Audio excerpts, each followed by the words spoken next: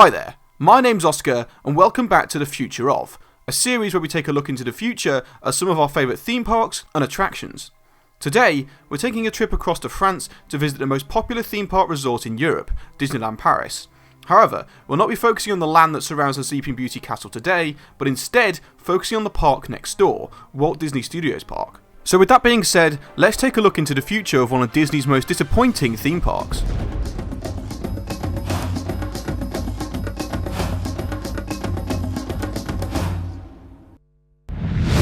Walt Disney Studios.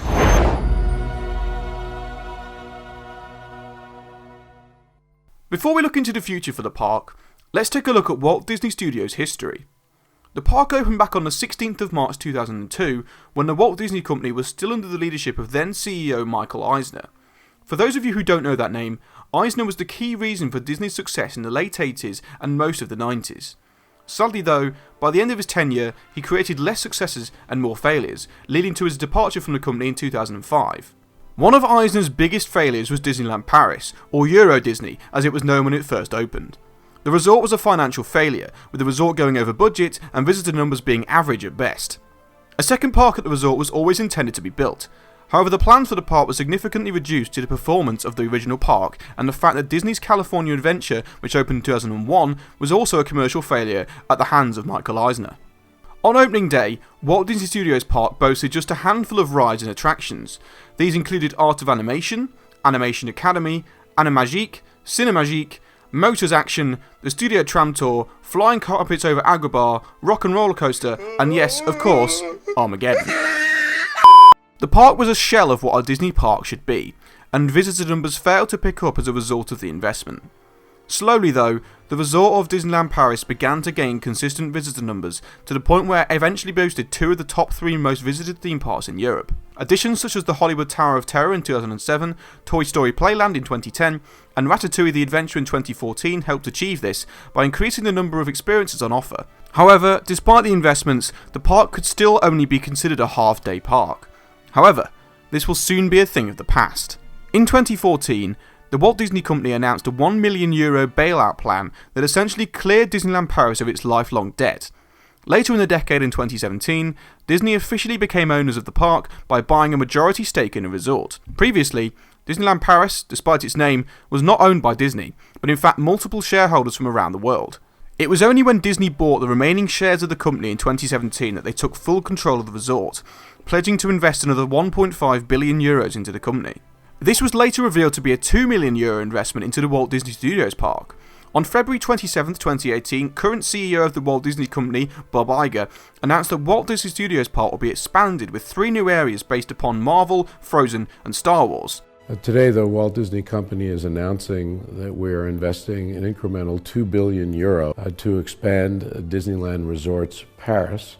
This is the largest investment that we're making in Disneyland Resorts Paris since it opened in 1992. In addition to the 3 new areas, the expansion includes a new lake, which will be the focal point for entertainment experiences and will also connect each of the new park areas.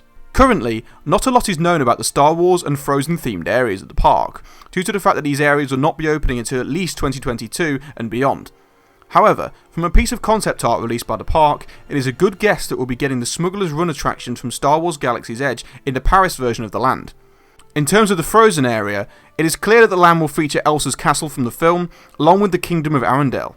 In terms of attractions, little is known other than people speculating that additions that are coming to the Hong Kong Disney Frozen area will also be coming to Paris as well.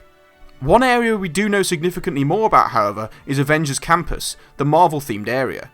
The first phase of this expansion will be completed in 2021, with the area making use of the previous Rock and Rollercoaster show building and the Vekoma coaster layout itself to be rethemed into an Iron Man Rollercoaster.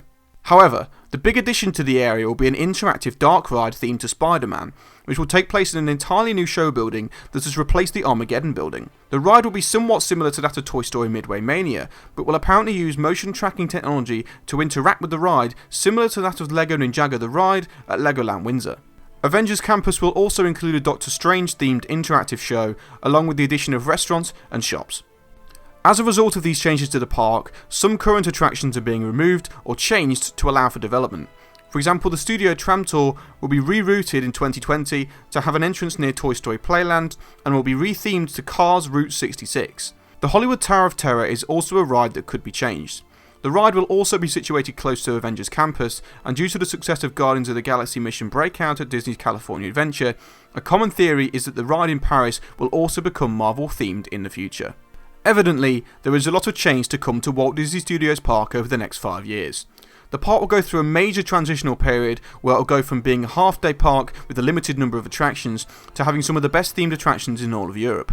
Whilst the park's identity of being a behind-the-scenes look of the movies may be fading away, it is great to finally see some substantial investments come into Disneyland Paris. We will just have to wait and see if the €2 billion that Disney invested was worth it. Thank you so much for watching this episode of The Future Of. If you'd like to see more of these types of videos, let me know by giving this video a like. It really helps me out. Let me know your thoughts on the future of Walt Disney Studios Park in the comments, and don't forget to subscribe if you're new around here. Thank you for watching, and I'll see you next time.